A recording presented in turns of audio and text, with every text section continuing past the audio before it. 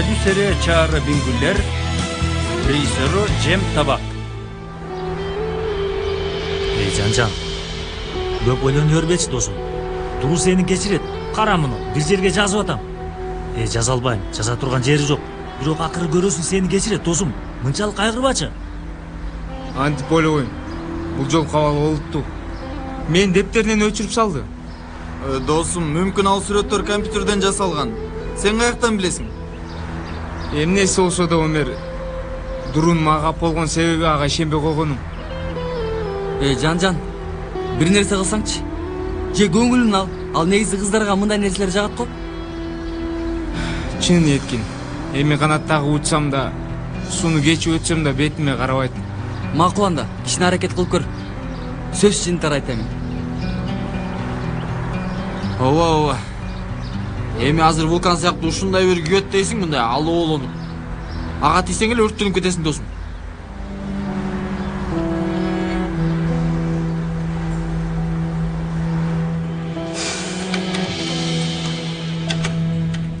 Дуру ушундай деп чечтиңби? Ооба Айшыгүл. Жанар экөөбүздүн ортобузда эми эч нерсе калган жок. Дуру кичине шашкан жоксуңбу? Эми негизи ал дагы өзүнчө туура ойлоп атат. Айшыгүл, аны мага антип актаба. Бардык нерсеге карабай, эгер мени жакшы көрсө, ишениши керек болчу. Мейличи, негизи эле айттым.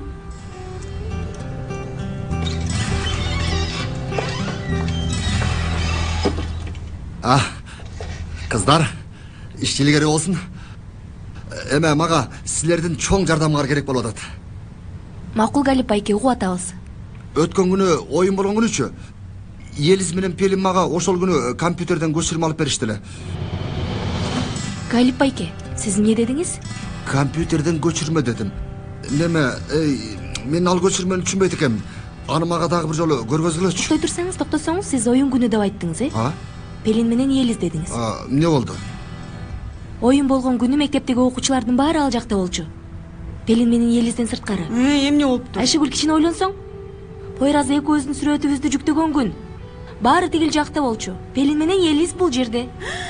Токтой турчу, сен алар кылышты деп атасыңбы? Пелин менен Елизби? Билбейм. Бирок ошондой сезилип атат. Туура, муну билүүнүн жалгыз бир жолу бар.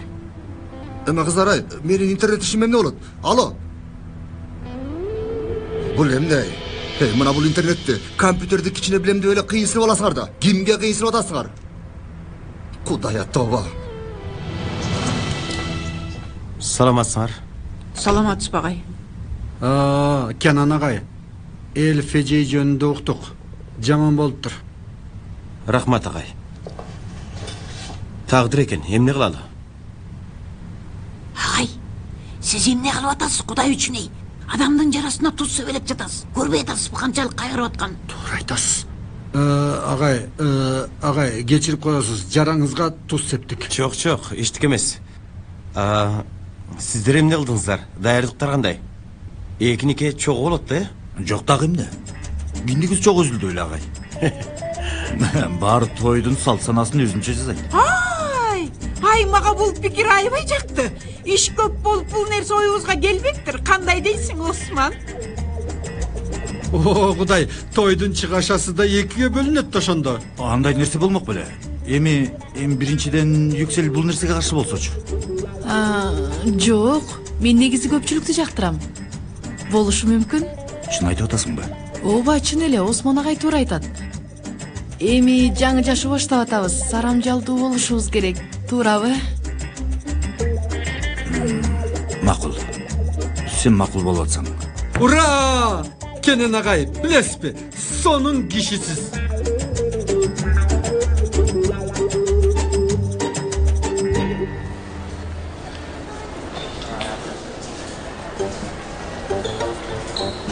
Макул, эмне кылып атасың? Болгон атыбызды эле жазыш керек. Эмне, сен роман жазгандыктасыңбы? Аракет кылып атам, бирок боюм жетпей атат. Физика эрежелери деген дагы бар. Бере берчи. Булар эмне кылып атышат? Акробатиканы үйрөнүп атышкан го. Достор, булар эң туурасын кылып атышат. Сынактан өтпөй калышса, жок дегенде циркте иштей алышат. бир сонун циркте билем досум. Кааласаңар силерде маймыл катары сунуштай алам. Кандай дейсиңер? Сен аны сынактан өтпөй калган Сейфиге айт. Ойлонуп сүйлө, корс бала. Эй, өзүңөр баштадыңар, менин жинимди келтирбегиле. Оозуңду жапчы. Эмне болду? Жооп бере албай калдыңар го? Эмне болду? Балам, эмне кылып жүрөсүң ал жерде? Эмне керек силерге? Эжей, жаман ниетибиз жок болчу. Болгон минтип туалга атуусуз жасабыз дегенбиз. Бүтүрүп кеткенден кийин эстелик калтыралы дедик. Иис калтыралы дедик. Иис калтырасың, ошондойбу? Ушинтип иис таштайсыңбы? Шыпкада иис калтырасыңбы, балам? Чын айтып атам, бул жаңы муунду кээде эч түшүнбөйм. Чындап такыр түшүнбөйм силерди. Иис калтырат эмиш. 2002-жылы бир класс бар болчу. Кара, алар кандай иис калтырышты? Мынтип жинди болуп аттарын дубалга жазышкан эмес. Эмне кылдык, эже? Укмушту бүтүрүү кечесин уюштурушкан болчу. Мектепте дагы деле баары ошону эстейт. Иис калтырат эмиш. Исиң келерки жылы сырдаганга чейин турат, анан өчөт. Иис калтыра турган болсоң, башкача калтыр. Өт, ордуңа отур. Отургула.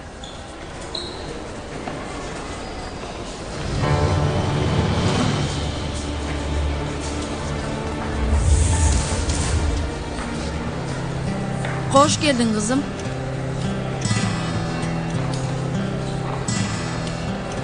Анда эмесе балдар, бүгүнкү темабыз сел жана суу ташкыны. Балдар, жетишет, балдар, болду. Тыштангыла. Китеп-тептериңерди ачкыла.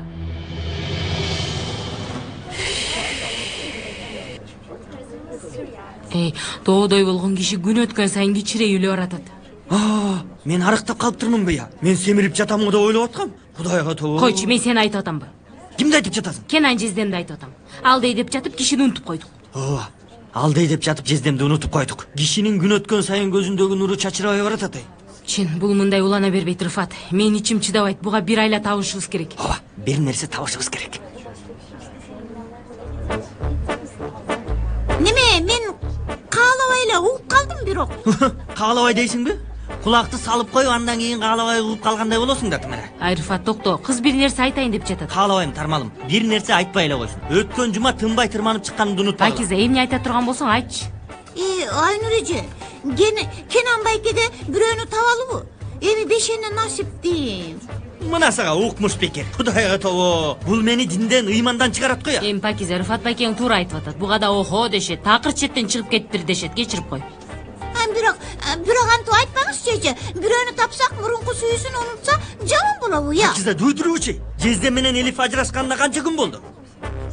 Бирок антип айтпаңыз, Рыфат байке. Мындай жакшы бирөөнү таап берсек, үйдүн ишин кылган, тазалыкты кармаган, тиги чебери болгон, жаман болобу? Я, жаман болобу? Ооба, кыз туура айтып атат. Эй, Тармалым, сен муну укпа.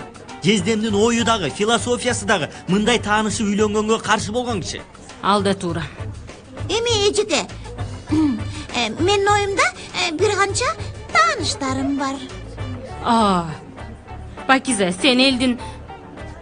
Эже, бешене дейм, насип болгон эми. Билбей калдым.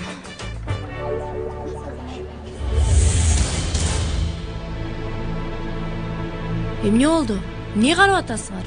Айта турган нерсе болсо айткыла. Сен айтсаң Пелин айым.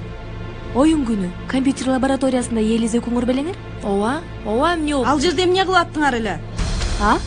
Биз тапшырманы аткарып атканбыз. Оюнга барган жокпуз. Эмне мынча такып атасың? Калп айтпа, Пелин. Галип байке баарын көрүптүр, баарын бизге айтып берди. Кандайча? Баарынбы? Ооба, баарын. Биз ошо жерде болчубуз, Галип байке келип бизден бир нерсе сурады, жооп бердик. Ушуну айтып бердиби? Эмнени айтты? Аны айткан жок, алтыным. Дурунун сүрөтүн интернетке силер жүктөпсүңөр. Ошону айтты. Баарын сен ойлоп таптырсың. Силер мунун жазасын катуу тартасыңар. Кыздар, мен чын эле эч нерсе кылган жокмун. Мен болгону камерамды бердим, ошол эле. Мен 100 жолу айттым Елизге, кереги жок дедим. Мен уккан жок. Токто, сүйлөбө. Ким деп айттың? Елиз, токто. Силер баарын билебиз дедиңер эле го? Эмне таң калып атасыңар? Билебиз, бирок Елиз кантип мындай нерсени жасады? Уяты жоктор. Силер мени алдап койдуңар, Дура. Елиз каякта болойт? Алып бас деле отур. Дуру, кичине тынчтанчы. Эмнеге тынчтанайын? Эмне кылган атасың? Сүйлөбө. Ким койчу аларды? Көрсөтөм. Тим койчу. Эй, сен эмне кылып атасың? Өзүңө жараша кыла турганыңды кылып атасың. Тарт колуңду. Ойрат, сен келигишпе. Эмне кылып атасың? Карасаң адам көрсөтүп аткан. Дуру дейм. Елис, сен кандай калпычы кызсың? Болду Дуру. Бергел, эмне керек дейм? Бергел, көрсөтөм сага. Дуру. Болду эми Дуру, болдучу дейм. Кое бергилечи мени. Менден эмне керек, а? Интернетке эмне үчүн сүрөттөрдү жүктөп койдуң? Мен ойнойм дедиңби? Билгиң келип атабы? Андай эмес ук мени. Азап тартуу деген кандай болушун билишиңди кааладым. Мендей болуп жүрөгүн оорусун дедиң, түшүндүңбү? Сен эч нерсени түшүнбөйсүң. Сен мени качантан бери тааныйсың? Мен жөнүндө эмнени билесиң? Дуру болду. Токтот кула. Бул жерде эмне болуп атат? Түшүндүргүлөчү. Аны Елизден сураңыз, эжей. Эмне болду, Елиз? Эч нерсе болгон жок, эжей. Ордуңарга отургула. Жүр, отур. Кел.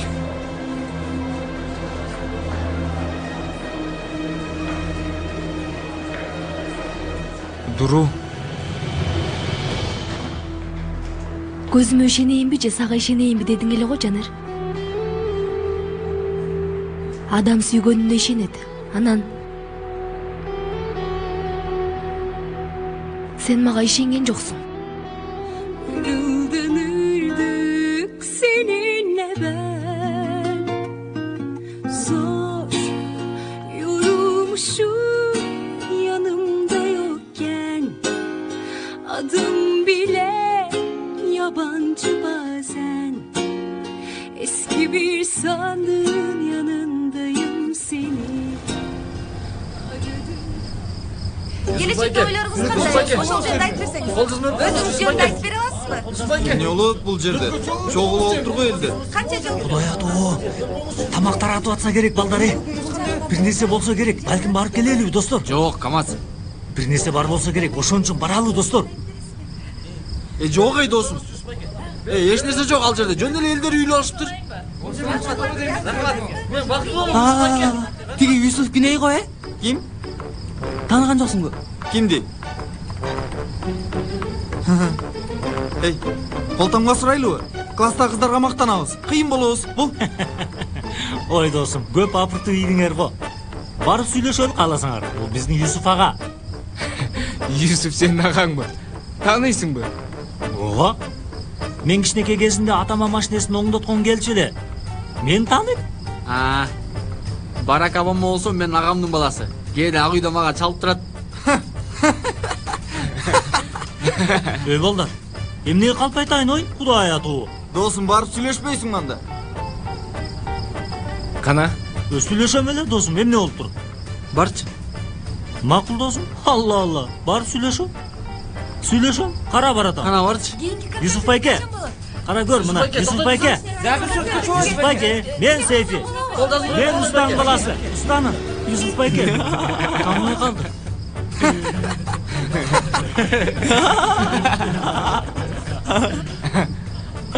Бөгүлө бир чамам азыр, Ne oldu Kamaz? Ölçüp kaldın da sanatta. Эмне болду? Юсуф байкең сени тааныбай койдубу? Байкабай калды. Көргөндө учурашмак. Караңызчы, мени уят кылдыңыз, Юсуф байке. Киши деген башын буруп карап коюп. Юсуф ага ким болот? Билбейсиңби? Юсуф байке. Марио болду жан, бас жөн.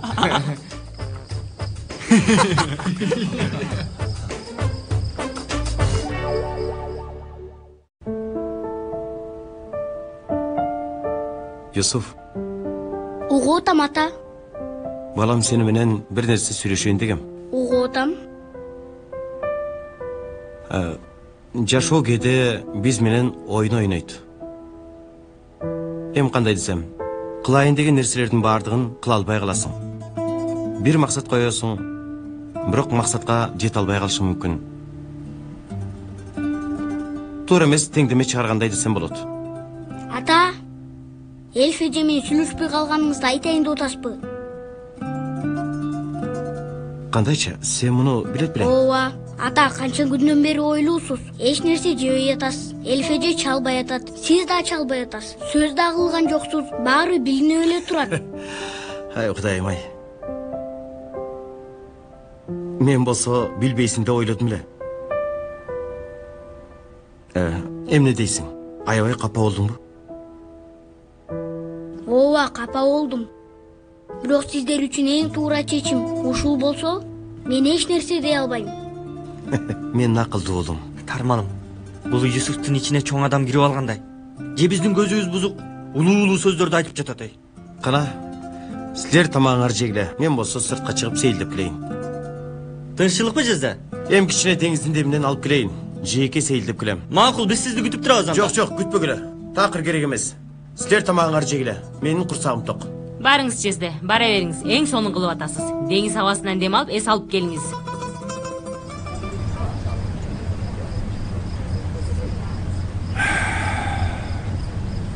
Мейтин, сени бир нерсе тынчсыздандырып жатабы? Эми тиги чогуу боло турган той кичине маанайын түшүрдү. Мейтин, эмне үчүн мынтип сүйлөп атасың? Анан мен да аябай жактырам элдин көп болгонун. Чогуу көңүлдүү өтөт. Өзүң билесиң, мен үй бүлөм жок. Эми баарына окшоп үй бүлө жашоосун жашаган эмесмин.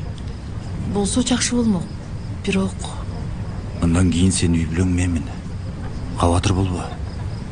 Анан кааласаң көп мүчөлүү үй бүлө боло алабыз. Мен балдарды абдан жакшы көрөм. Мисалы 5 балабыз болсо болот. Кандай деп ойлойсуң? 5 Метин, мен да балдарды жакшы көрөм. Бирок кичине ашырып ийдиң. Тамашалабачы. 4 болсун. 4 жакшы. 4 болсун, бирок сен бул туруктуу сөзүң болсун. Макул. Көпкө чейин сага айта албай жүрдүм, билесиң. Сезимдеримди мен оңой эле айта албайм. Мен ушундаймын. Кичине тартынчакмын. Муну билебиз, Метин. Бирок сен мага башка бир нерсе айтайын деп атасыңбы?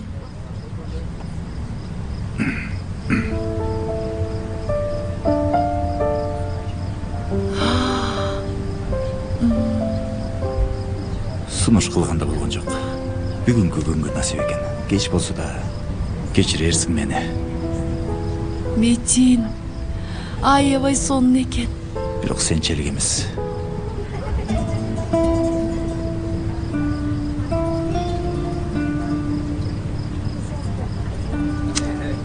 Чоң рахмат.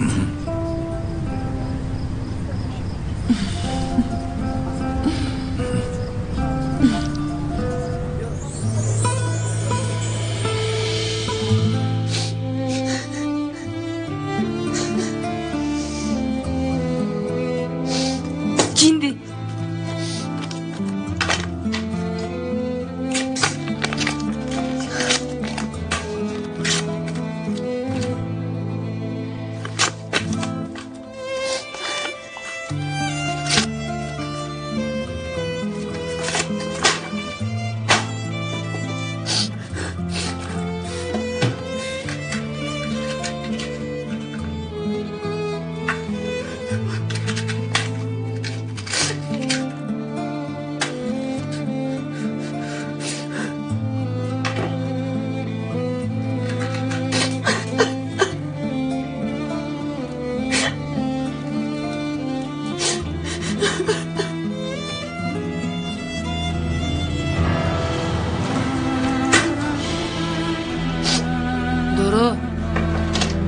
Дoro. Эмне кылып атасың? Үйдү өрттөйсүң, эмне кылып атасың? Эмне болду, кызым? Эмне болду, кызым? Апа, бардык нерселерден кутулгум келип атат. Жанер менен болгон бардык нерселерди өрттөп жок кылгым келип атат. Ай, кызым, болду. Болду, кызым. Эч нерсе эмес, баары жакшы болот.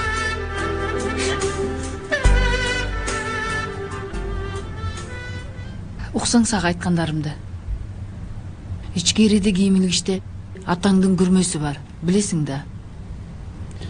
Кийимдерин алып кеткене келгенде аны унутуп калыптыр. Мен канча жылдан бери сактап жүрөм. Бирок өртөп салуу оюма эч келген эмес. Эмне үчүн билесиңби? Ал күрмө мага атаң менен жашаган учурларды элестетет.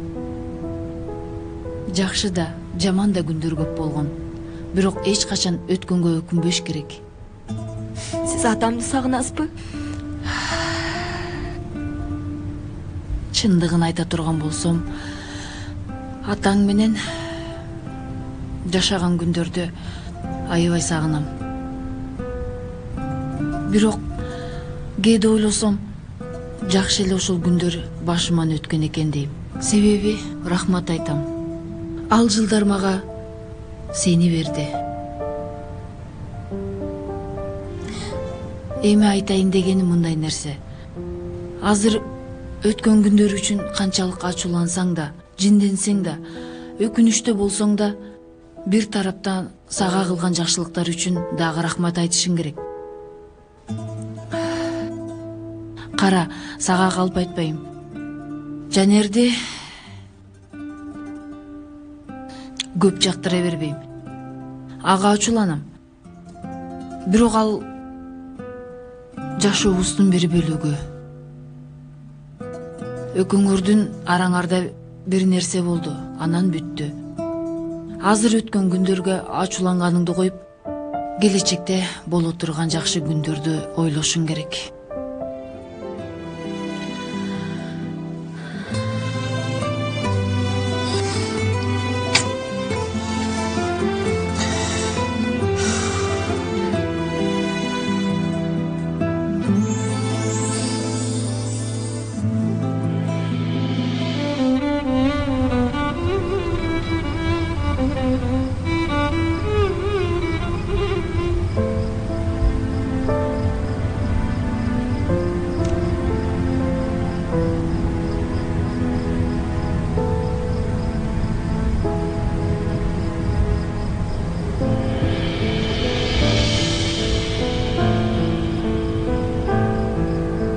Жанер, Агай, балам эмне кылып жүрөсүң? Сен ыйлап атасыңбы?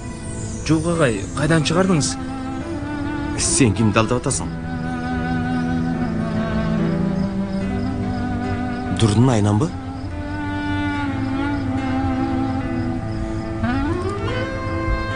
Кээ бир адамдар эркек ыйлабайт дейт. Сен ал айткандарды укпа. Ыйла. Ыйла, Жанер. İçindeki muң ошол көз жаштар менен агып кетсин. Бир аз нерсе эле калат. Бирок кичинекей үмүт менен. Ортодон убакыт өтөт. Ошол үмүт дайыма ичиңде болот. Телефон шыңгырасы дагы ал деп ойлойсуң.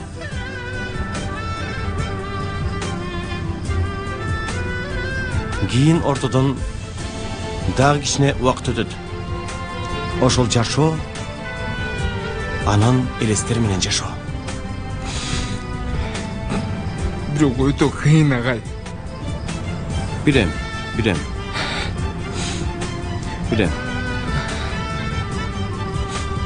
Жанер, эгерде мага ишенсең, эми баардык нерсе бүтүрегинде үмүтүмдүн аркасынан бар деп айтам. Ошондой дейсиз. Эми албетте эркиң, анан күчүң бар болсо, кээ бирөөлөр үчүн баары бүткөн болот. Ал эми кээ бирөөлөр үчүн дайыма бир үмүт бар болот.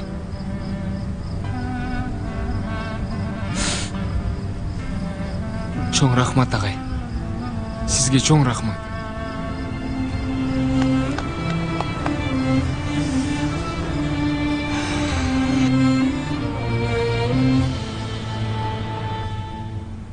Көрдүңбү Рыфат, Элиф жөнүндө сөз болгондо эле Кенан жездем өзүн кандай кармап кетип калды. Анан киши эмне кылсын эй Тармалым? Үйлөнөм, жашайм деп ойлоп жаткан. Баарын бир заматта унутуу өтө кыйын. Ал эмес, мен анын кетип калыштан коркуп атам, түшүндүңбү? Каяка кетип атат Тармалым? Биринчиден Юсуф бар, андан кийин сен барсың. Эң маанилүүсү мен бармын эй Тармалым. Мени таштап каяка кетип атат? Кудай үчүн айтчы. Ай, олуттуу нерсени айтып атам. Сен дагы эле тамашалап атасың да. Мен айтайын дегеним, анын башын байлаш керек. Эмне кылабыз? Үйлөнүү көрсөтүүлөрүнүн атын жаздырып коелубу? Кандай тиешеси бар, Кудай тобу, балким тиги Пакизенин тааныштары менен жездемди тааныштырып көрбөйлүбү? Эмне кылабыз, жуучу болобузбу, эмне кылабыз? Эмне кандай деп атасың? Биздин кылганыбыз болсо, жакшы ишке себеп болуу дейли. Ошондой ойлосоң? Кудайга тобо, акыл эсим жарым болгон менен кудукка түшпөйм. Эми эмне кылабыз? Иштин башында бул жолу мен болсом болот. Келген кишилер менен башта мен сүйлөшөм. Антип жолдон өткөндөр менен жездемди тааныштырбайм да. Ой, мейли, жездем бактылуу болсунчу, күлүп жайнап жүрсүнчү. Калганы мени кызыктырбайт. Тармалым, Сен бул фаршталган жалбырактарды мындай деликатес сыяктуу томпок кыласың го, мага аябай жагат. Ай Рифат, жебечи болду. Таң аткандан бери токтобой эле жаңак жеп атасың. Эртең мен муну Юсуфтун немесине кошом. Таттуу токочко. Анан эмне кылайын? Ширин сонун жасаса. Аш болсун. Тарман, кел кулаңга бир нерсе айтайынбы? Аябай маанилүү, бала жөнүндө. Кел. Алып кетип калды. Достор, рухсаңар. Мектептин алдына бетон төгүп, үстүнө болсо аттарыбызды жазып коелу деп ойлоп атам. Кандай дейсиңер? Сонун пикир. Келечек муундарга да аттарыбыз калат. Кандай дейсиңер? Марио, сен кызыктай адамсың дегеле. Быйыл 2012-жыл. Бетонго ат жазуу деген нерсе эмне, досум? Дос, окуу бүтүп атат го. Мектепке атыбызды калтырып коебуз. Эстелик калтырабызбы? Салам балдар. Эмне болду Жан-Жан? Көздөрүң күлүп атат го досум. Дуруудан кабар барбы же? Жок, бирок жолдо Кенан агага жолугуп калдым. Кичине сүйлөштүк, жакшы болду. Жакшы болуптур.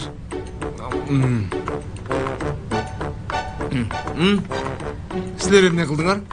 Мектепте кандай уламыш болобуз, ошону сүйлөшүп жатканбыз. Көп жылдан кийин эстеринде болобуз дейбиз. Негизи менин оюма бир нерсе келди. Эмне досум? Эмне? Зехрежейин айтканын кылалы. Бүтүрүү кечесин биз соону уюштуралы болду. Мындай ырдап, бийлеп, көңүлдүү шайыр кылалы бар.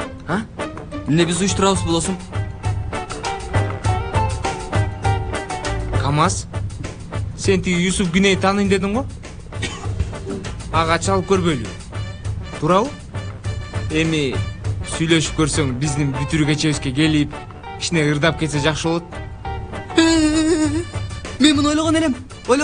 Бирок эч эле силерге айтканга мүмкүнчүлүк болгон жок. Мен ойлогон элем, бирок сон болот эчин эле. Ой, эми мен чалсам чалып кое берем Юсуф байкеге, бирок бекер концерт коюп берейби, аны билбейм. Дос силер жакшы тааныш элеңер го. Эми досум неме? Жакын таанышпыз дебедиң беле? Болду эми. Мамилеңер аябай жакшы эле го. Ооба, биз. Ал сен агаңда эмеспи? Досум, сүйлөбө. Кудай атобо. Көп жыл мурун байке келип атама машинесин оңдотуп жүрчү. Атагы чыга электе. Мени дагы тааныйт, жактырат. Мени тааныйт, капа кылбайт. Сүйлөшөбүз, Досум, бирок барго, айтканыңды кылсаң, мектепке уламыш болобуз, Бол эми досум, чал. Неме? Мен чала албайм. Ой, макул. Ал меникиден чалып көр. Номер жок менде. Койчу, Камаз. Койчу. Азырчы бардык кыялдарымды, бардык үмүттөрүмдү жоготтуң. Чын айтам. Досум, бул балада номеру жок. Анан кандай байкеси болот? Мен ансыз да алдап атат деп айткам. Карап туруп калып айтып атат. Балким ал мотордун майын алмаштырган эле келгендир. Балдар, машинесин оңдоткону же дөңгөлөгүн алмаштырган эле келсе керек. Кудай кайдагы дөңгөлөк? Бул бизге мактанып атат. Достор, укула, чын айтам, ойлоп чыгарган жокмун мен. Нан урсун, бычак урсун калп айткан жокмун, Досум, ал киши менен кантип байланышабыз анда? Тынчтангыла, болду, тынчтангыла. Сөзсүз бир айласын табабыз, достор. Концерт койгон бир жери болсо керек. Керек болсо чыкканга чейин барып бүтөбүз, достор. Аны кылганыбыз менен иш бүтпөйт да. Бул үчүн бизге жардам керек. Анан айрыкча сүйүктүү мүдүрүбүз бул жөнүндө эмне дейт, Эмне дейт? Досум, эмне керек болсо да жасайбыз. Менимче Камаз туура айтып атат. Бир айласын табабыз. Макулсуңар, балдар? Мен макулмун. Эми мен да макулмун. Эми баары макул болсо мен да макулмун. Эмнеге болбойну? Тамакка жок дегендин кашыгы сынып калсын анда. Мен да макулмун.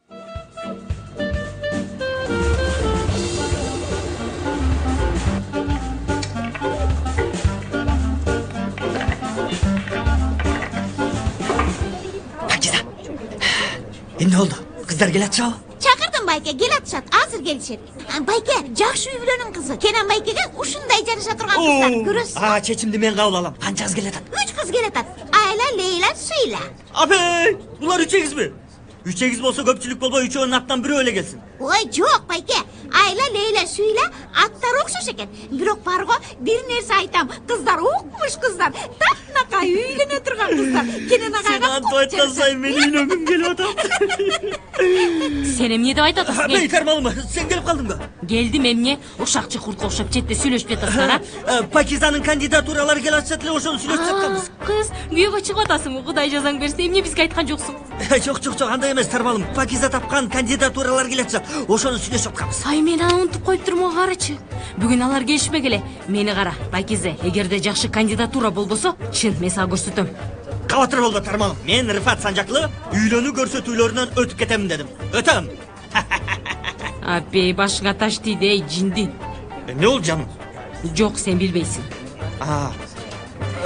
Тармалым.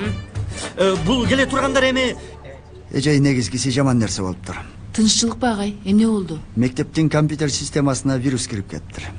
Коюңузчу, чын элеби? Компьютер лабораториясында болсо керек деп атабыз. Бирок тилекке каршы баардык бааларды кайрадан жазып чыгыш керек. Ай кудайым ай. Анда баа баракчаларында кечиктирип берип калат экенбиз да, агай. Тилекке каршы. Мына көрүп жатасыз, компьютер деген ушундай экен. Интернет деп айтышат, эми мындан башыбыз айланып бүттү. Кер.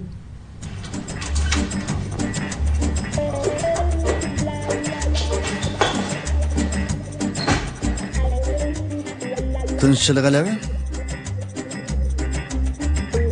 Байкасам эми өзүңөр келип атасыңар. Адат болуп калды окшойт.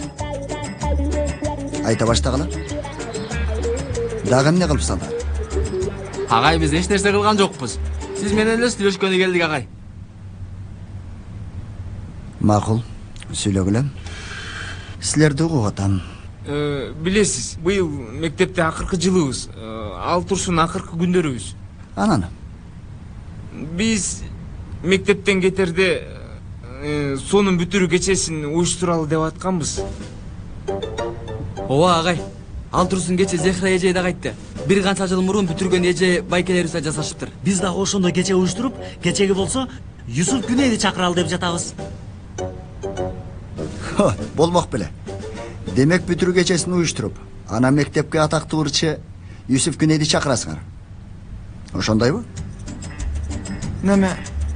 Бул айтты. Юсуф деди, Күней деди. Эмне деди? Азыр сени өлтүрөт. Кара.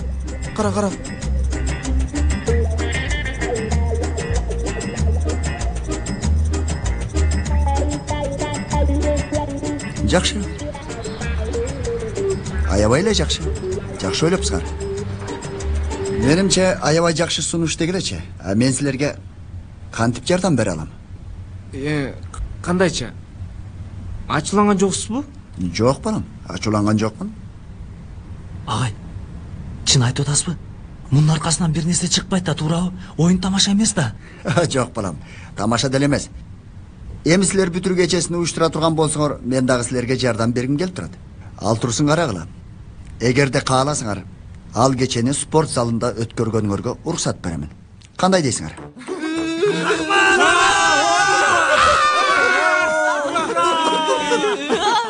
Жетишет эми. Болду, мойнума минип албагыла.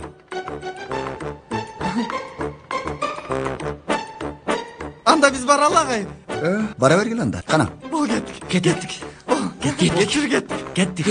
Бол, бара бергиле. Бол.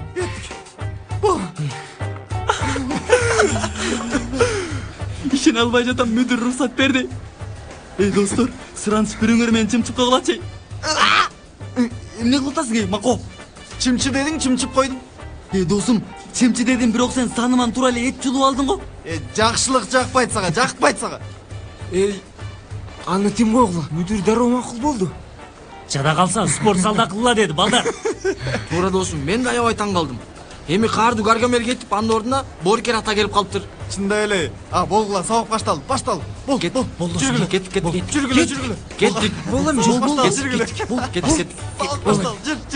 Бол. Агай, мени да аябай таң калтырдыңыз. Уруксат бере турганыңыз оюма да келген эмес. Зехра эже, мен булардан үмүтүмдү качан эле үзгөм. Эмне кылайын эми? Окуп адам болушун деп канчалык аракеттендим, бирок текке кетти. Командадан чыгарым кирип алышты. Театрдан куудум, басып кирип спектакль ойношту. Өткөндө эле Yüksel эженин маселеси болгон эле. Ооба. Ачкачылыкты да жарыялашты. Эми эшиктен куусам тешиктен кирип жатышат эже. Азыр маймылдарга кече болбойт деп айтсам, бир нерсе ойлоп табышат. Бир айланы таап, кечени уюштурушат. Туура айтасыз, агай. Ансыз деле бир эле жума калды эже. Эми казино ойногусу келип жатса, тим коелу. Ойношсун. Эми агай, булар аман-эсен мектепти бүтүрүп алышса биз да эс алат элек. Булардын айынан аябай көп окуя болду бул жылы. Мектеп бүтүрүшөт го деңиз чечей. Бирок маанилүү болгону өлкөбүзгө, элибизге пайдалуу бала боло алышабы? Эми кезек Юсуп Күней менен байланышууда. Ооба, туптуура досум. Мен кичине караштырдым. Артыбызда Эшик деген кафе бар экен. Кечинде ошол жерде концерти бар экен. Сонун экен достор. Ансыз да Сейфини тааныйт. Бизди оңой эле ичкериге киргизишет. Албетте досум. Дагы эмне кылайын деп атасыңар, маймылдар? Маймыл деп сен айтыш керек келесо. А биз болсо чоң нерселер менен алекпиз. Силерге окшоп шыпка жазуу жазайын деп аракет кылган жокпуз. Бүт мектепке жагат достор, баарына жагат. Досум, из калтыра турган укмуш бүтүрүү кечесин уюштуруп атабыз. Укмуш болот. Оңой беле досум. Килттейген Юсуп Күней мектебибизге келатат. Юсуп Күней. Ооба. Силер да бүтүп атасыңар. Элик, силер да чакырабыз. Достор, биз мынтык мактанып атабыз. Юсуп Күней келбей койсочу, а? Уят болобуз барыбыз. Анда ошондо унтулгус болобуз. Аркабыздан сүйлөгөндөр калбайт. Досум, келет деп айтсам, келет. Юсуп байке бул мектепке келет. Саламатсыңарбы балдар? Кана дароо ордуңорго отургула, сабакты баштайлы. Кош келиңиз эже. Еткин балам, бол ордуңа отур. Китептериңерди ачык кылың. 1 жыл бою сабагыңар бош өттү. Дагы эле оюн тамаша кылып жүрөсүңөр. Ай, Yükselici. Ay, şakеңиз аябай жакты. Ай, чын эле, ичим күйүп кетти. Чоң рахмат Белгин эжей. Мечин өзү каалап муну алыптыр. Кудайым мындай жакшыларды сизге да насип кылсын. Yükselici, эми бул Осман өзү Шакекке алып берүүнү каалайт деп такыр ойлобойм. Кааласа, бир ичимдиктин капагын тешип ошону бармагыма тагып коет. Жок, коюңузчу, анчалык болбосо керек. Ооба, ошондой, мен билем да. Тааныйм да, чөнтөгүндө чаям бар. Мечин, мамилелерин бузуп коесуң. Макул болду. Осман агай жөнүндө сөз кылып калдык. Ал жөнүндө айтып жатабыз. Өзү кайда? Келетат болуш керек, бир жумушу бар эле.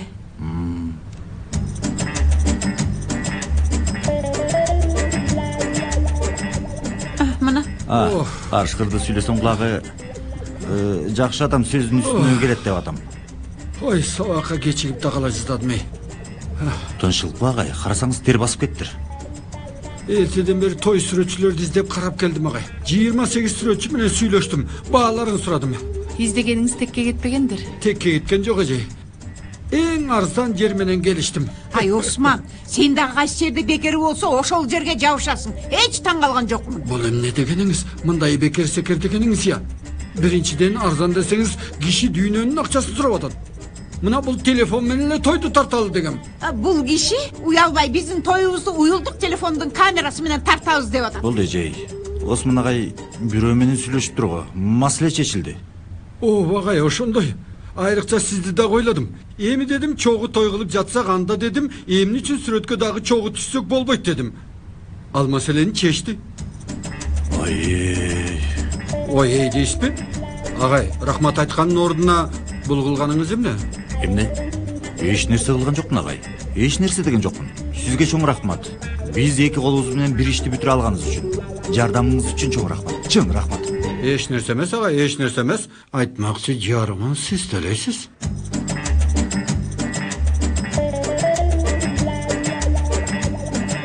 Албетте төлөйбүз агай. Сөзсүз төлөйбүз. Төлөйсүз? Ой, Осман сүйлөбө.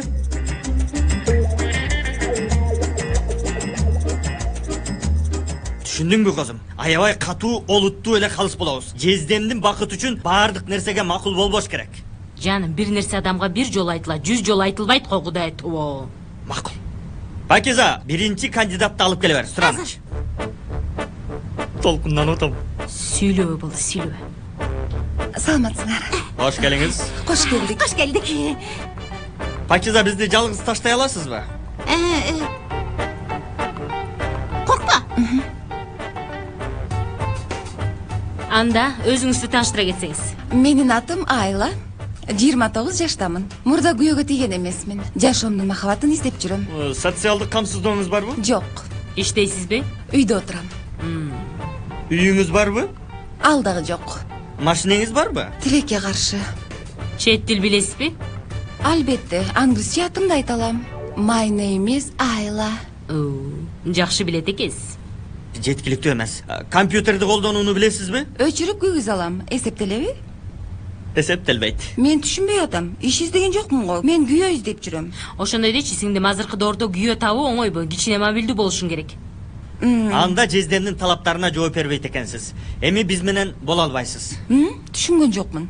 Жылдызыбыз келишпей калды сиз менен. Жездеме ылайык эмессиз. Келгениңиз үчүн рахмат, жакшы барыңыз. Чай ичсек болмок? Чайды үйүңдө ичесиң, сиңдим. Мага демек күл бергамот кошуп аласың. Бол, тур, чоңуз, тур, кана тур. Бизди чарчатпабы, толтура ишибиз бар. Радар сыяктуу басып жүрөт, Кудай туу. Келбетим сүйлөгөнүм таасир берди окшойт. Азыр мына калем менен көзүңдү чукуп алам. Микроб. Достор, тиги маймылдар кыйын болуп атышат го.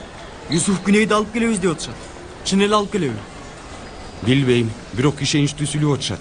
Бир нерсени билишет окшойт. Эй, балдар кийин келишти. Ой, компьютер лабораториясы, концерт чында укмуш болот дегендери. Бизчи? Мектептен бармак сороо турабыз. Эй, эмне турабыз, достор? Тоскоол бололу, алып келбесин. Жок, болбойт. Класстагыларды көрдүңөрбү кантип конуп кеткендерин? Аларга эмес, класстагыларга жаза берген болобуз. Болду анда. Юсуф Күнейдин маңдайында туруп дүңгүрөт кол чабалы. Башка бирөөнү чакырып алып келгенде Кимди алып келе алабыз, досум? Көп акча сурашат.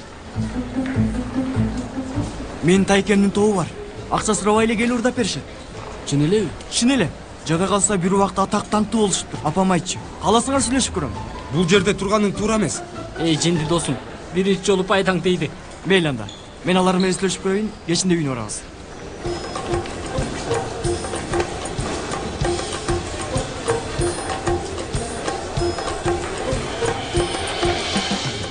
Айрыфат, суроолорубузду кичине азайтсакпы деп атам, Тармалым, туура түшүнсөң, иштеген, акча тапкан жездемди курт кумурскага жем кылат белем. Туура айтып атасың. Өтүңүз. Ой, эже, сиз туура эмес келип алдыңыз. Аябай эле туура эмес жерге келип алдыңыз. Эмне дейсиң, кызым? Укпай калдым. Эже, мындай 20-30 жыл кечиктиңиз деп жатабыз. Биздин күйөө бала мындай жаш деп атабыз. Ой, эмне бакырып атасың? Угуп атам эй. Мен өзүм үчүн келген жокмун. Кызым Лейла үчүн келдим. Эже, биз өзү келгендерди кабыл алып атабыз. Эгерде кызыңыз өзү келсе кабыл алышыбыз мүмкүн. Бирок келдим, бир жолу угуп койсоңор. Жок, рахмат. Сизге чоң рахмат, эже, рахмат. Рахмат, эже, бара бериңиз. Ай, Кудайым, ай. Жүрүңүз. Айрыфат, байкуш аял, бул жерге чейин келиптир, улгайган жашта угуп койсок болмок. Тармалым, бул жерге эмитеден өзү келип атса, үйлөнгөндөн кийин жездем менен кызын жон койбойт го бул аял. Туура айтып атасың. Саламатсызбы?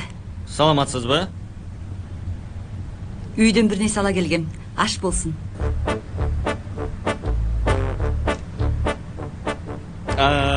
Өзүңүздү тааныштыра кетсеңиз. Саламатсыздарбы? Атым Зухейла. 30 жаштамын. Мурда күйөөгө чыккан эмесмин. Саякат кылганды аябай жактырам.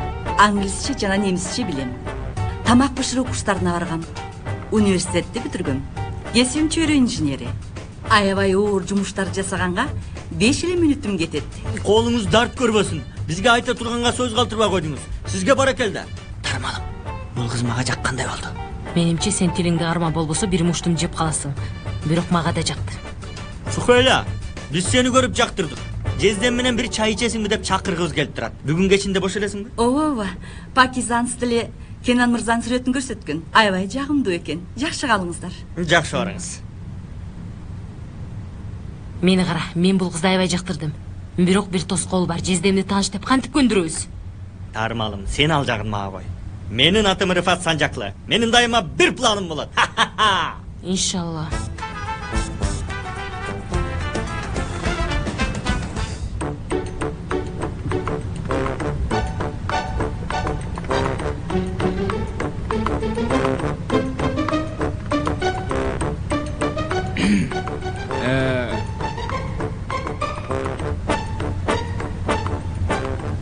Камаз, бүгүн бул ишти бүтүрүшүбүз керек. Ооба, досум. Баары муну күтүп жатышат. Ооба, уят болуп калбайлы достор. Достор, кабатыр болбогула. Мага ишенгиле.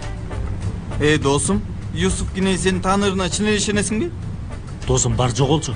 Асылбачы, бар жогол. Ой досум, сүйлөгөнүңдү коюп бул маселени чечишибиз керек. Ооба, туура айтып атасың. Ооба, бүтүрөлү. Еткин, аз арабызда 18ге толгон жалгыз гана сенсиң, туурабы? Бул иштин жоопкерчилиги сенде. Кана эмесе? Бар. Бирок мен Юсуф кинеди тааныбайм да. Досум, сен ичкериге биринчи кирчи. Мен эшикте күтүп турганымда айт. Ал ансыз да мени көргүсү келет, тааныйт. Сен ичкериге кирсең эле болду. Мен бул жерде экенимди айтасың. Бол, бар. Бар. Бол. Бар эми, бол. Макул анда. Бол. Бар. Саламатсызбы? Чоң рахмат. Не болду?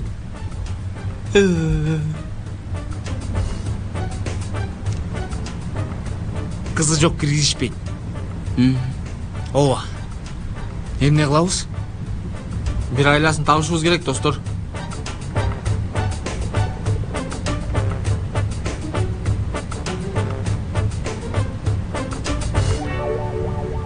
Мен таптым, достор. Болгондо да укмуш ой. Не болду? Тиги кызды көрүп атасың? Көрүп атам. Бирок анын азыр гана тиешеси бар. Досум, чоң тиешеси бар. Ошол биздин ичкериге алып кире турган билетибиз. Сен азыр кыздын жанына барасың, назик сүйлөп сунуш кыласың. Кызды алып ичкериге киресиң. Кандай пикир экен? Кандай пикир? Марио, сен жакшы элесиң, досум? Марио, сен кечинде эмне жедиң эле? Ошол неме? Бурчак жебедим беле? Эмне баарыбыз чогуу жебедик беле? Температурам бар бекен. Сонун пикир туурабы? Сен жинди болуп калдың. Ооба. Өтө жакшы. Эмне болду, досум? Жакшы ой. Эмне үчүн болбосун? Дагы досум. Жарайт го дейм. Азаматсың э, Марио. Ооба. Кана, сен барчы анда. Кана Еткин, бол. Бол. Еткин. Бол Еткин. Бол батырым, бол. Кылат дейсиңер балдар. Албетте кылат. Бол. Дос. Сенин колуңан келет, Еткин. Батырсың, жолборсуң, жылансың. Еткин, бол. Акын. Болду, достор, чыдап туралы. Бол. Еткин, аракет кыл, Еткин, бол эми.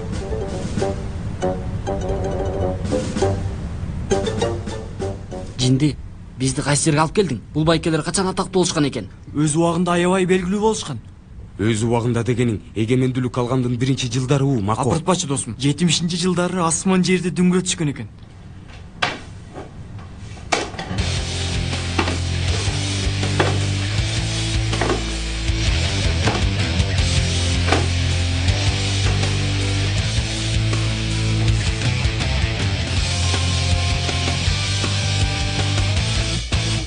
Отургула. Анда жаштар. Силерди угуп атам. Атыңыз ким эле? Аябай сонун.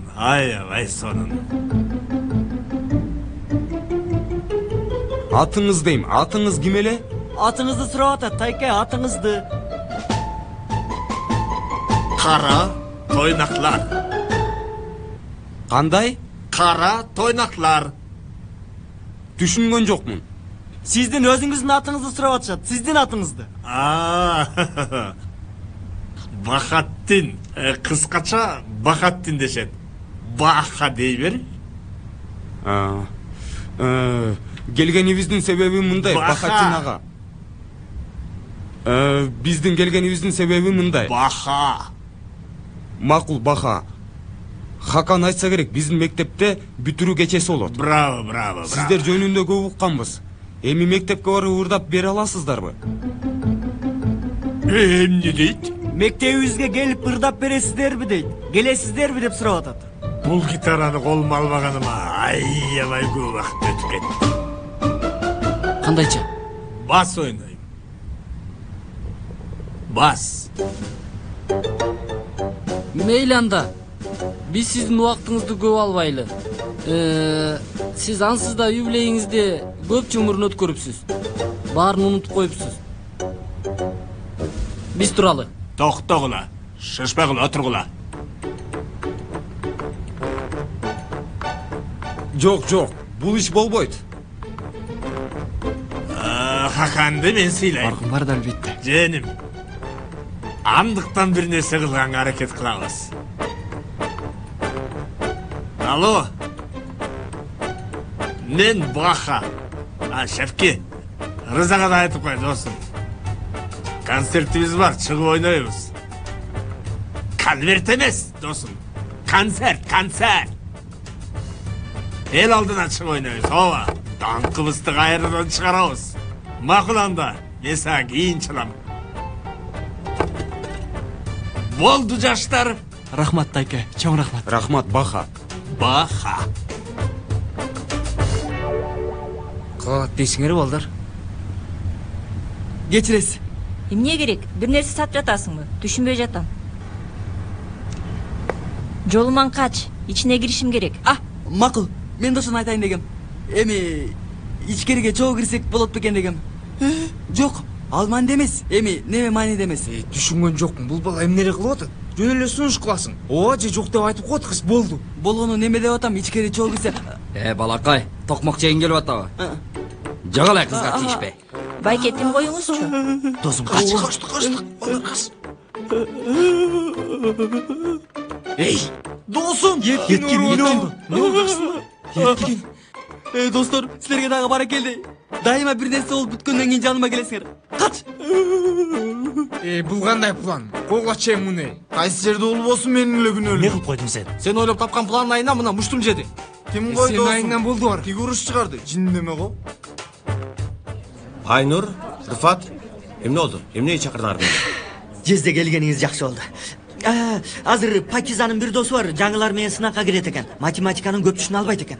Жеке сабак окута турган бирөөнү издеп жаткан экен. Биз анан албетте сизди ойлодук. Жакшычы, мен жеке сабак бербейм да. Муну силер билесиңер. Анан убактым жок. Мен үчүн TikTok'tu жесе да болот Жезде. Кара азыр. Дагы акча төлөш керек деп баштайт. Мен жин. Ой, Жезде, албайсыз да. Биз сизден эмне билбейт белек. Булар жакшы иштер да. Сүйлөшүп койдук. Келиңиз эми. Юсуф кайда? Юсуф Пакиза менен Балмуздак алганы кетишти. Балмуздак жегелери келиптир. Мени карагыла. Силер дагы бир нерсени ойлоп тапкан. Ай, коюңузчу Жезде. Бизди билип калдыңыз го. Сухейли айым да келди. Кош келиңиз. Мында отуруңуз. Келиңиз. Сиз дагы бул жака отуруңуз. Жака. Сиздер азыр экөөңүздөр сүйлөшүп тургула. Бир нерсе керек болсо, биз бул эле жердебиз. Макул.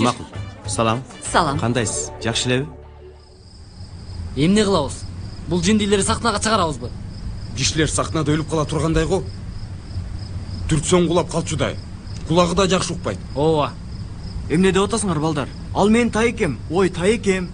Жылдыздар жинде эмес. Уят да достор. Досум, эч нерсе деген жокпуз. Балдар Юсуп Күнейди чакырышса, каршы бере турган жообуз ушулбу? Бахатинби? Баха. Ошо Бахатин. Эй, дагы эмне деп шылыңдап атасың досум? 70-жылдары хит топ экен. Арсен менен дадашлар, Мабы келебеклер. Андан кийин Эркин Корайдан кийин бул топ чыгыптыр. Мен ишене албай атам. Ишенбесеңер койгулачы, өзүңөр билген анда. Азыр булар атактуу, анан өзгөчө ностальгия болот. Башкасы болсо бир нерсе дейт элем. Жок. Элге уят болбосо эле болду. Балдар, бул досуңарга бир жолу болсо да ишенгилечи. Бир жолу. Эй, асман жерди дүңгүрөтөт балдар. Асман менен жер кара тойнаклар деп дүңгүрөйт. Мага ишенгилечи. Кыйналып аткан экенсиз. Тигилер айтышты. Ооба, эми жалгыз адамга кыйын болот экен да. Ооба, туура. Кыйын болушу мүмкүн. Албетте, бул абалда жардам керек. Ооба, сизди мага аябай макташты Кенен мырза. Чын элеби? Чоң рахмат. Эми өзүмдүн багытымда жакшы элемин. Көрүнүп турат. Жашыңыз канча болуп калса да, баары жайында экен. Баштайлыбы? Сабак алам деген экенсиз. Сабак? Антип ойлогон эмесмин. Бирок бул да башкача көз караш. Үйлөнүү дагы аял күйөөнүн ортосунда сабак да. Кайда үйлөнүү? Кайсы аял күйөө? Сиз ага издеп жүрөсүзбү же күйөө издеп жүрөсүзбү? Албетте күйөө издеп жүрүм. Агайды эмне кылайын? Сиз өзүңүзгө мындай мага окшош жубай издеген жоксуз. Ой, кандай чечиңиз бар?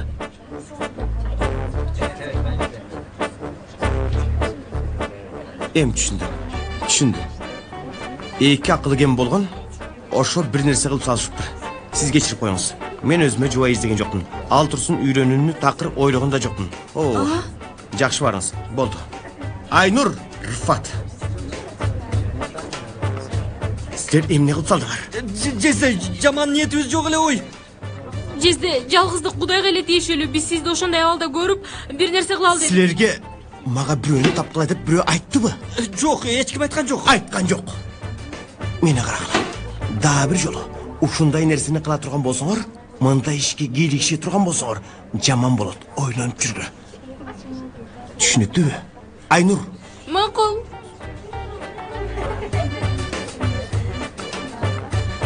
Кудай тоба. Ачка да болуп кеттим балдар. Качан чыгат эми? Киши катырды ғой.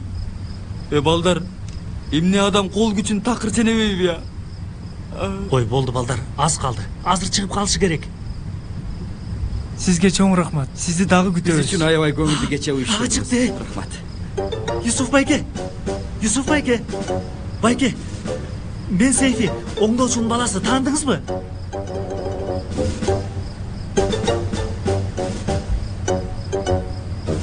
Ооба, тааныдым. Сейфи кандайсың? Жакшы элеби баары?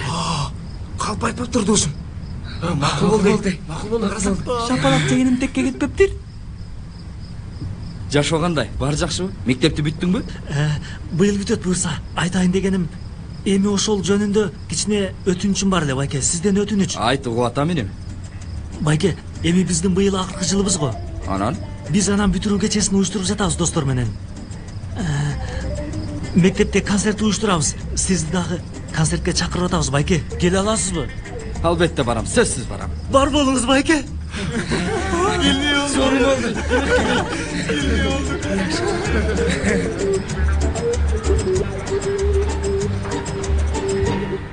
Ой агай, кандай сонун болду, мындай чаш тараш дагы, сүрөтчү дагы, той дагы баары чогуу өткөрүлүп дегендей аябай сонун болду. Ооба, албетте. Аман эсен ушул күндү өткөрүп алсак.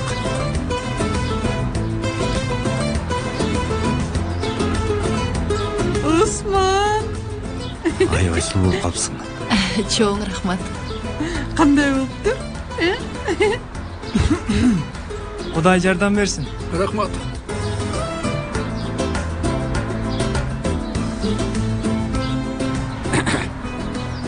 Агай, булар акча күтүп жатышат окшойт. Менин жанымда майда акча калбай калды, сиз берип коюңузчу.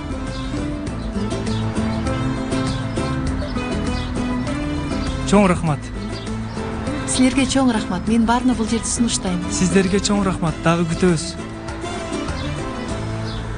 Осман жаным, не болду? Сен мага кызыктай карап атасың. Эми маанайымды бузбайын. Бирок кичине неме болуп калдыбы дейм. Эмне? Эң бир тарабы кыскараак. Ай, мен чачымды аябай жактырып жасап турдум. Осман агай, Белгин эчейди көп кыйнай бербеңиз, туурабы?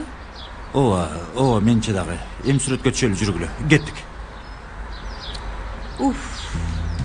Осман болбай калыптыр. Эми бир тарабы узун, бир тарабы кыскадай болуп көрүнүп жатат. Жок, билейин анда. Сен аябай уру экенсиң.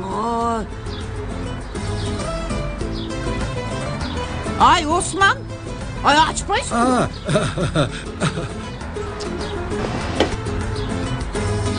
Келиңиз. Ай, токто. Токтой тур. Кичине. Ой. Осман, токто. Ай. Ай. Ай. Кудайым ай. Ай, токто болгон жок.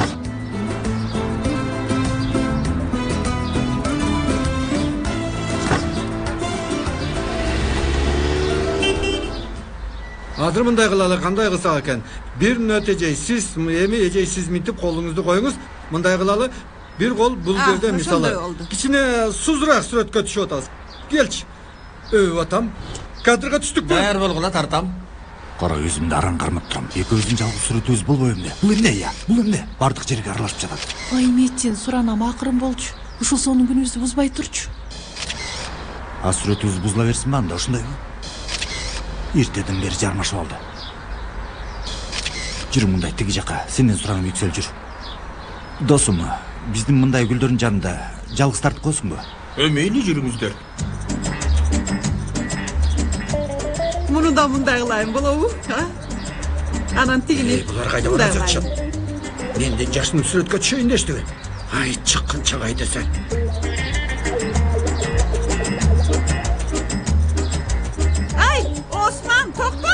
Gel, мындай тур.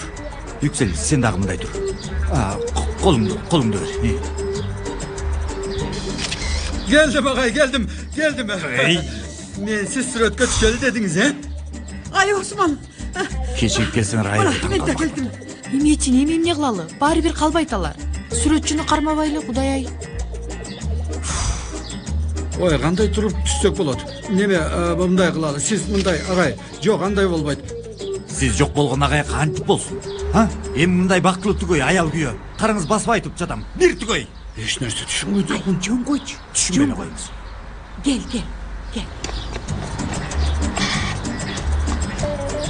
Байке, той чачыла бересизби? Чачыла бербесеңиз болбойт-го. Агай, балдар акча сурап жатышат. Азыр менин жанымда майда акча жок эле. Андыктан сиз бериңизчи. Эй, биз каяктан дагы бул чогуу той кылууга макул болуп алдык. Ме балам. Ала кой. Юкселсе макул болуңда бул нерселер болбойт болчу. Ой, Мети, мындай болор мен кайдан билиптирмин? Байке. Болду. Агай, нике салтанатынан кийин окуучулар уюштурган кечеге барабыз. Юсуп күнү мектепке келет экен. Баары сондал келди, э? Сирге отабыз, э? Чын агай, мында бекер акчага дал келтирдиңиз го. Сизден жакшы эч ким жок. Ой, Мети. Ой, болду жетип, метим башым шишип кетти. Эй, агай, эркек гүл кармабайт. Бер. Көңүлүң бузма, жакшы болот. Дос, сен тарта бер. Дуру, эмне болду? Эч нерсе? Жанар менен чогуу эмесиңер ошол үчүн капалуусуң. Эй, ушунчалык кайгырып атсаң кечир аны. Кекчил болбой. Өрүбөчү Айшыгүл. Эч качан болбойт. Мен Сейфи менен да сүйлөштүм. Жанар дагы аябай жаман болуп атыптыр. Бириңерди жөн эле кыйнап атасыңар. Жок Айшыгүл. Мен Жанар менен жарашкым келбейт. Себеби ал мага ишенген жок. Мындай мамилелер уланбаш керек. Болду, мен ушинтип чечтим. Дуру, антпечи, балким жарашасыңар. Мен антип ойлобойм.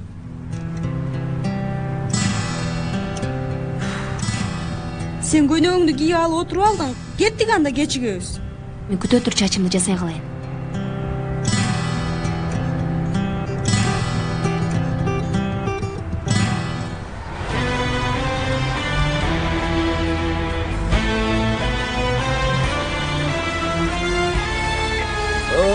Салам балдар. Саламатсыздарбы?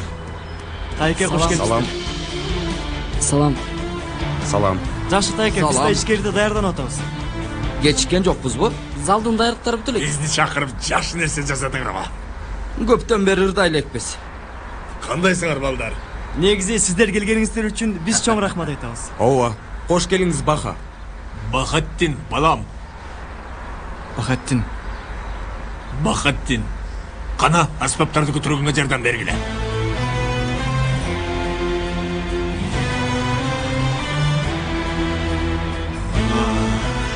Этият болгула, булар оор. Бериңиз.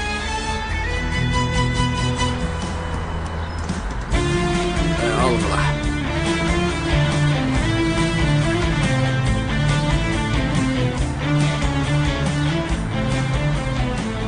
Ала кой, балам. Ана эмесе Бүтүү кеттик. Кеттикпи? Досум, Жер уйдар кыра. оор эмес экен го. Эй, сен бул кишилерди ырдай алат дейсиңби? Улабагандарына шүгүр кылалы, досум. Досум, менимче башка түрдүү уламыш болобуз. Достор, мага ишенгилечи.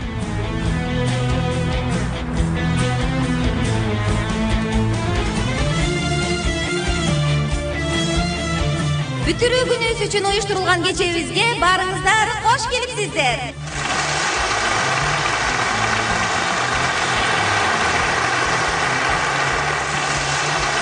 Баарыңыздар толкунданып бүтүп жатканыңыздарды билем.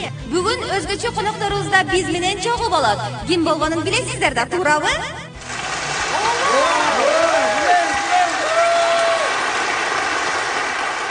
Анда эмесе алар келгенге чейин музыка менен көңүл ачып туралы. Балдар жакшы уюштурушпур. Көрөбүз го эми. Азаматсыңар. Аябай жакшы кече уюштурупсуңар. Мындай көңүл ачуучу иштерди жакшы билесиңер да албетте. Эми башка нерсени түшүнбөгөндөргө караганда. Эми колубуздан келишинче агай. Көңүлдүү кече болот окшойт, балдар. Болот ажай. Болот, бирок Келсе. Кандай? Биз сейфини карап келсекпи, эмне кылып атты экен? Ооба. Эл коңгурук тарта баштады, карасаң. Ya ben mi gideyim? Aşk dediğin bir yerde bitiyor, bitince acıtıyor. Ayıcı, karasanız bildirdi, onun kozdaştır ya. Hayım, siz gelseniz biz kantip dayardan baylar. Hem sizge tatıp demez, bирок... Galip, sen söyleme Türkçü. Gelgenizden beri bıdı bıdı bıdı bıdı. Allah Allah. Ayallar düşünün kanday kıyın eken yapmayın ki. Kudayım ayı. Ay Rıfat, biz mintip balдар çakırdı dep эле келип алдык, бирок Кенанжизден бизди көрсө өлтүрөт. Коркуп атам, аябай коркуп атам. Тармалым, кандай тийишесиңер? Балдар бизди чакырышты, Рыфат байкесин. Анан биз бул жерге келдик. Мында жини келе турган эч нерсе жок. Ay Rıfat Bayke, Aynur Ece tuğra aytып атат менимче. Балдар бизди бул жерде көргүлөрү келишти. Эми мындай маанилүүгүндө. Көрүп калды. Жини келип келе жатат биз тарапка, Рыфат. Кабатыр болбо, Тармалым. Жезде. Силерге дагы эле жиним тарайлык. Бирок балдар силерди чакырган болсо, өткүлө. Жезде, бирок биз сизди Түшүндүрмө берейин деп жаткан жоксуң да, туурабы? Өткүлө анда. Мен сага айткан, Тармалым. Жездем аябагандай түшүнүктүү киши. кандай сонун адам биздин жездебиз, бирок кички баладай кылып урушуп койду го бизди.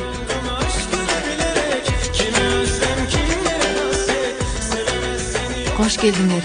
Саламатсыздар. Айыжы, Юсуп келип да туурабы? Кудай аябай толкунданып атам, мен сахна ачып Акырын болду чей, Кудай туу. Булар ичкерге эле кетип жатышат да. Баары акырындап келатышат. Мен өлдүм эми. Камаш, эмне болду, кабар барбы? Эй балдар, кабар аябай жаман. Суравагыла. Менеджери чалды. Анан бомбаны жардырды, достор. Менеджерден сурабай бүгүн күнү уюштуруп турбуз. Өзү Юсуф Күнейдин башка жерде концерти бар экен. Барбай кое албайт экен. Уят болдук эми. Эми эмне кылабыз? Ичкериде ошончо даярданып алышты. Баары аны күтүп атышат. Эртең гезиттерден көрөсүң, чоң кечен кайгылуу соңу дегенде. Ошону айтсаң эй. Достор, мүдүрдү көрдүңөр, туурабы? Киши бизди чочутуш үчүн мындай жылмайып күлүп атат. Бирок бизди бышырып жейт. Эмне кылабыз досум? Башка сунуш барбы? Мен кайдан билейин эй. Кабатыр болбогула. Кечени уюштуруу силердин колуңардан келбегенин билгенибиз үчүн биз Б планын жасаганбыз. Б планы дейсиңби? Жүргүлө. Ичкерге киргиле дагы. Кандай уят болгонуңарды көргүлө балдар. Силер дагы жакшысыңар. Чакырып атабыз.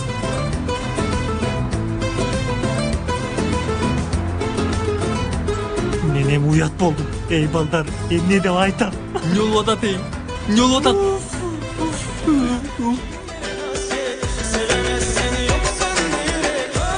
Азыр келем, күтүп тур.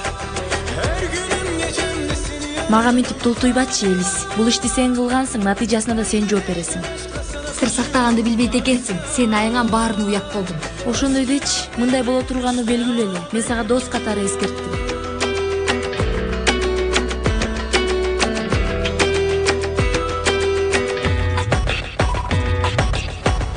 Ыңгайсыздык үчүн баардыгыңыздардан кечирим сурайбыз. Бүтүрүү кечебиз азыр башталып атат. Кезекте 70-жылдардын эң атактуу группасы Кара Тойнаклар, кол чабуулар. Кара Тойнаклар. Досум, ким келатат дейсиң? Кара Тойнаклар. Ким келатат дейсиң? Кара Тойнаклар. Кара Тойнаклар. Кач.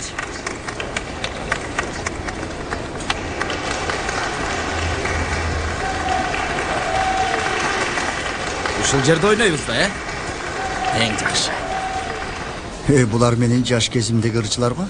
Каяктан таап алышыптыр? Агай, кечирип коебуз. Бирок улгайып калышыптыр. Байкуштар бир нерсе болбосо экен. Коюңузчу, Зехир эже.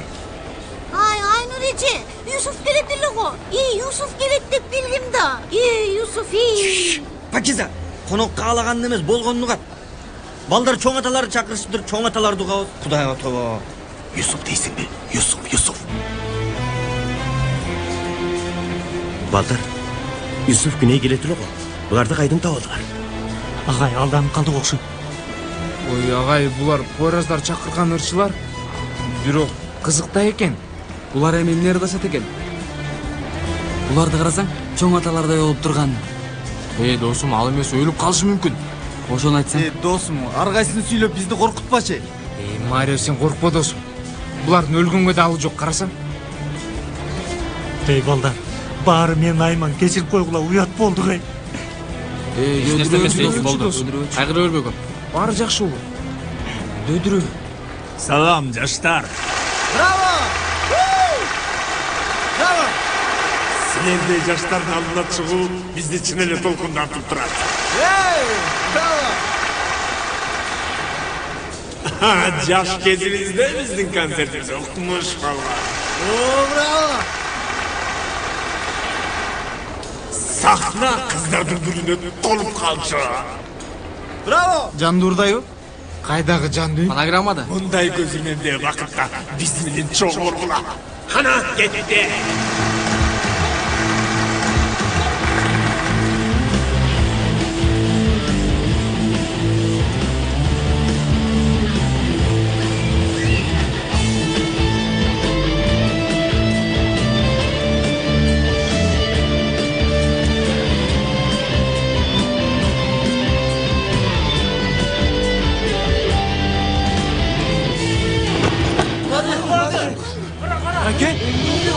Агай, Жардам!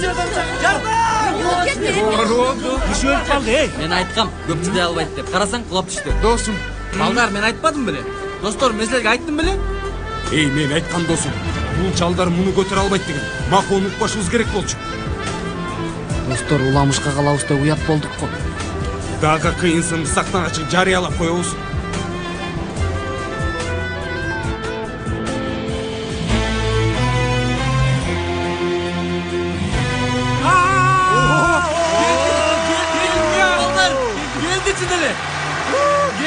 Geldi.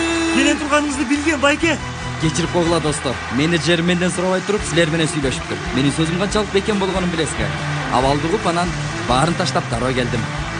Байке, келдиңиз. Бизден бактылуу эч ким жок. Аны эмесе досторуңарды да көп күттүрүп койдук. Менимче дагы күттүрбөй гана сактанга чыгалы. Макул.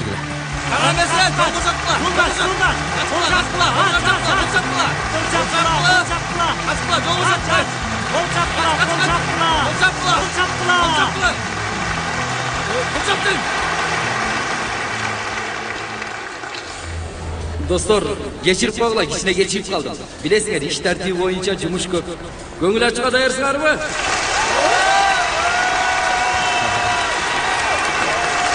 Бүгүн кечинде бул жерде башка жакшы нерселер да болуп атат. Арабызда жаңы түгөйлөр дагы бар.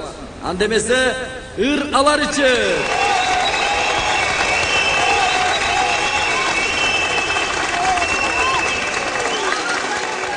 İlle uğruna ölmem mi gerek? Heder oldum aşkına bilerek. Kime özlem kimlere hasret. Sevemezsin. Бул Осмон агайдын айынан бекер тойго келип бийлеп да жата алган.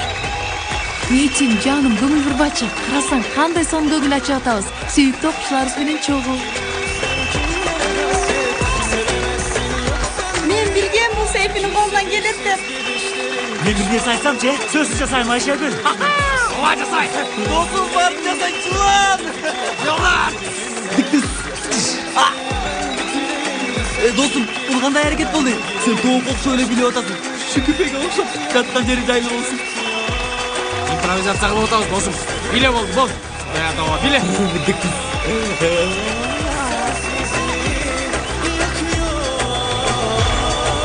Sönmeden, güvenmeden bir karar ver artık. Yakal ya da git. İlle uğruna ölmem mi gerek? Eder oldum aşkına bilerek. Kime özlem kimlere hasret. Sevemezsin yoksan da yürek. İlle uğruna ölmem mi gerek? Eder oldum aşkına bilerek. Kime özlem kimlere hasret. Sevemezsin yoksan da yürek. Hala her günüm gecemde seni yanıyorum. Hala aynı heyecan aşkla sana koşuyorum. Varsa aşkına evrilmiş de o benim.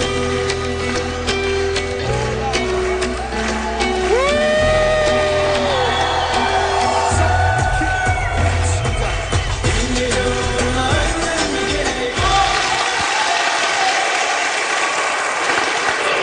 Байке, жана сүйлөшкөндөй. Жанер анан дуру. Макул эле. Анда эмесе достор, кезектегибиз сүйүшкөндөргө арналсын. Арабызда Жанар деген бир досубуз бар экен. Жанар каяктасың? Көтөр колуңду дейм. Колуңду көтөр. Анан Дуру деген бийкеч бар экен. Дуру каяктасың? Колуңду көтөр. Келгиле, бул жерге ортого чыккыла. Кол келгиле, уялбай келгиле. Келгиле. Кана жакшы тургулачы. Кол кармашкыла. Азаматсыңар. Музыка!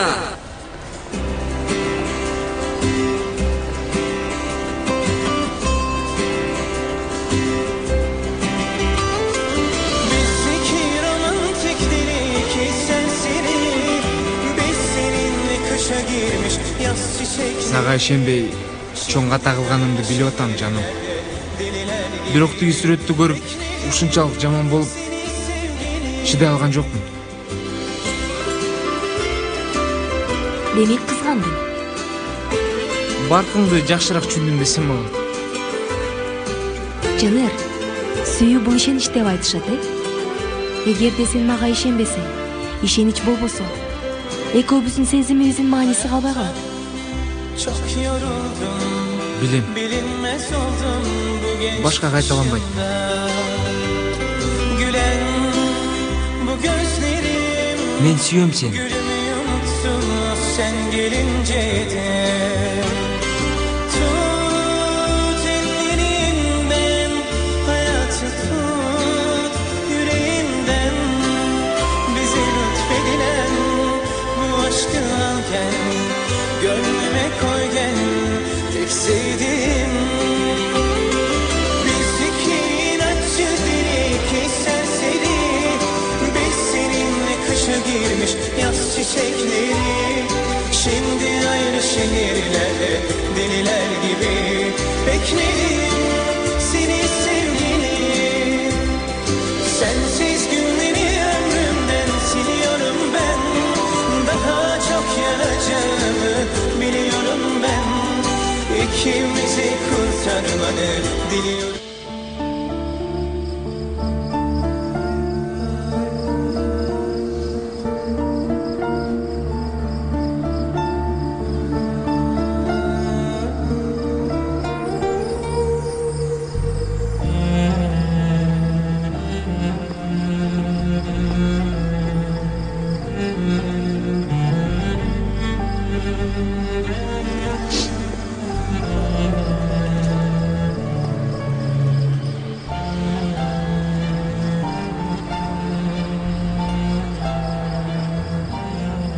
Ошентип мектепте да бүтүп атасың, Ооба, ошондой го.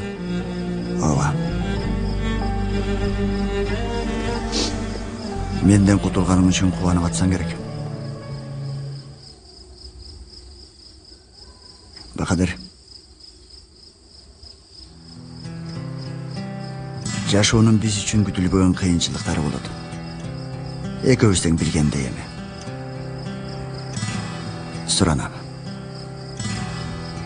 Суранам, мен буларды сени таарынтып, же капа кылуу үчүн айткан жокмун.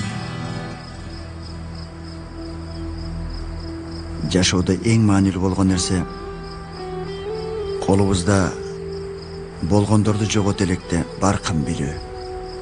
Ким билет, балким аларды тагдыр колубуздан алып таштайт. Бир күнү мени да калып кетет. Буларды азыр сүйлөшпөй эле коелу. Мага болгон жек көрүүң азайбайт билем. Бирок муну унутпа. Мени сен ата болгонуңду гана түшүнөсүң. Бирок мен эч качан мындай ата болбойм. Иншалла.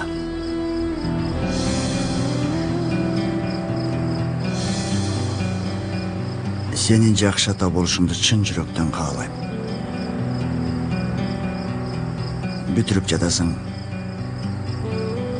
кетип атасың. Жаңы жашооң болот. Бирок муну эч качан унутпа, балам. Сенден алыс болсам дагы дайыма сени ойлойм. Сага жакшылыктарды каалайм. Оğlum,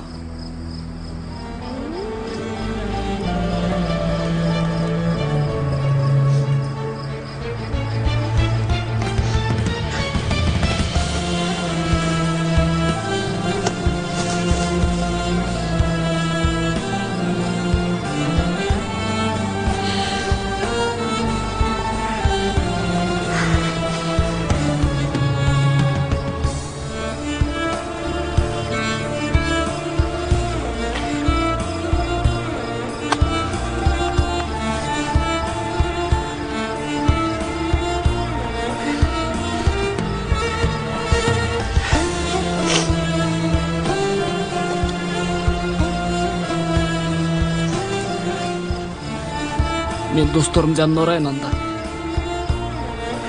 Макул.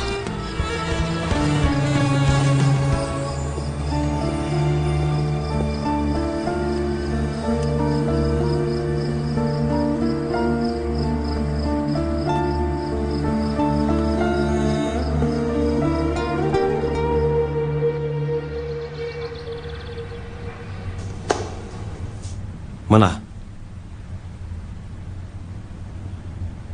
Акыркы оңгуроодагы болуп калды.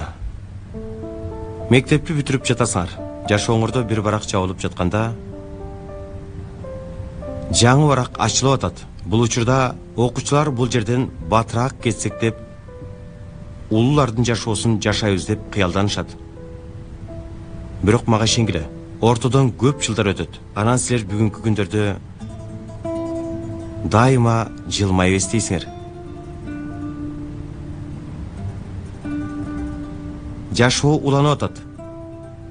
Анан окуу жайга өтүшүңөр керек болгон акыркы эшик. Силер дайыма сурап калган кыйынчылыктар алдыңарда. Дароо кол таштабай аракет кылган адам болушуңар үчүн аракеттендим. Сынактардан өтөсүңөр, кулайсыңар. Бирок дайыма бир максатыңар болуш керек. Кайсы жерде болгонуңарды билгиңер келсе, кайда баратканыңарды дагы билишиңер керек. Силерге дайыма башкалардан кыйын болгонго аракеттенбегиле деп көп айттым. Эң негизгиси адам өзүн билиш керек. Өзүн жакшы тааныш керек. Башка бирөө менен кылган аракет дагы кээде ушул себептен адамды жолдон адаштырат. Өзүңөргө сөзсүз бир максат, анан ийгиликти белгилегиле. Караңгы түндөрү алар силерге жол көргөзсүн. Силерден жалгыз өтүнүчүм ушул.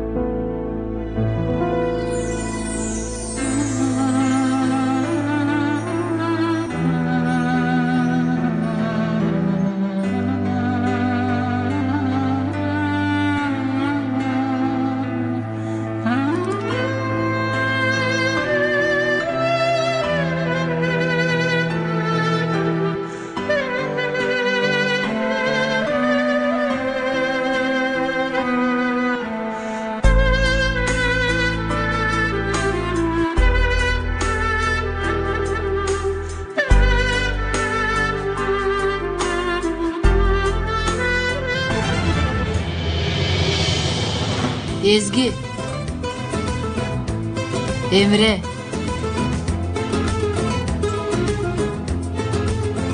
Halcan, Gülşah. Достор, жай бою мен силерди аябай сагынам. Биз дагы. Ооба досум. Балким бир окуу жайга өтөбүз. Университетте да чогуу болобуз. Акырыңла.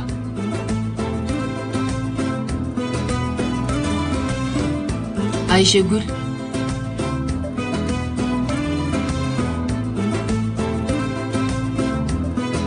Doruk,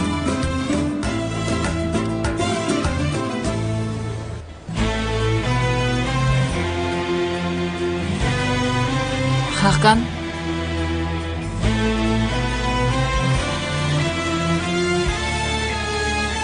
Bahadır,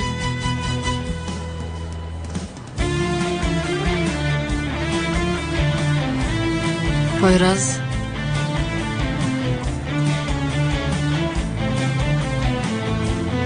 Эмне болду? Географиядан өтпөй калдыңарбы? Эй, мектептеги акыркы күндөрүбүз калды. Дагы эле асып атасыңар да. Мына ушундай досум. Аларды жөн кой. тынчтангыла балдар. Акыркы күнү мени капа кылбагыла. Аслы. Ömer. Кач.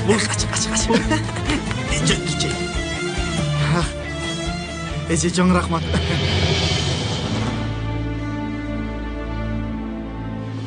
Эмне болду, Марио? Нөл алып турсуңбу? Чаалар.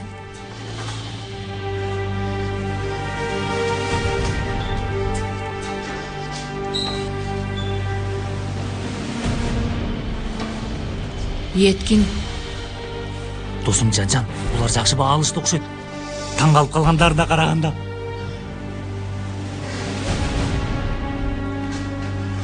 Сейфи. Бул не?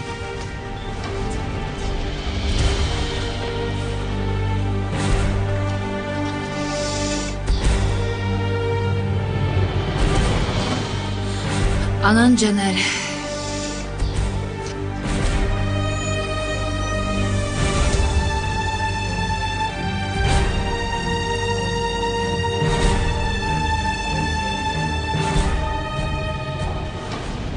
Бул эмнени билдирет эми? Билсең мына, Чалар, сеники да ошондойбу? Ооба.